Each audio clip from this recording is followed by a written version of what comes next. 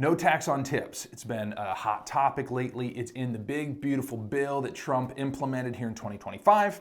And there are certain things that are going to impact you as a moving company owner and definitely your employees. And so we're going to talk through a couple of those topics and hopefully give you just a nice piece of information that you can know for yourself and share with your employees so you can talk to them about how they'll be impacted. Number one, we did confirm that used household goods moving is applicable in this bill.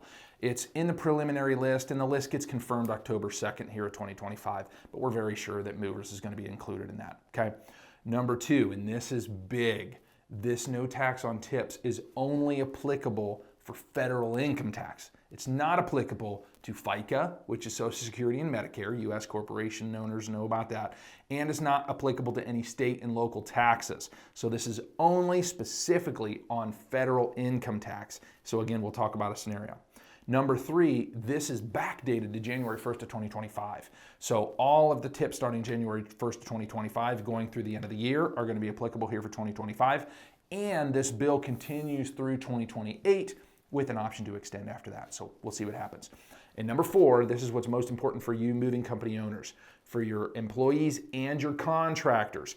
You have to separate out regular payroll and the tip earnings on their payroll, on their W-2s, because this tax deduction is specifically on the back end. Nothing changes on the front end, it's only on the back end. So you do everything like you normally do on the front end, and then when they go to file their taxes, now they can take a deduction on that federal income tax on the tips that they earn throughout the year. But you have to make sure as the moving company owner that you're specifying what those tips are compared to the total wages. Okay, so let's talk through an example of exactly how this works. Let's assume you have a driver or a crew member that's earning $20 an hour, okay? On average, if you work 40 hours a week for 52 weeks in a year, you're working for 2080 hours, 2,080 hours. Let's assume they take 2 weeks of vacation, they work 2,000 hours for the year.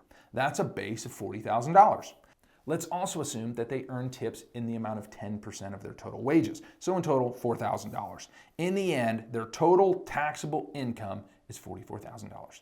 Now let's assume that they're in the 12% tax bracket. How it was historically was in the 12% tax bracket, you are taxed 12% on all $44,000.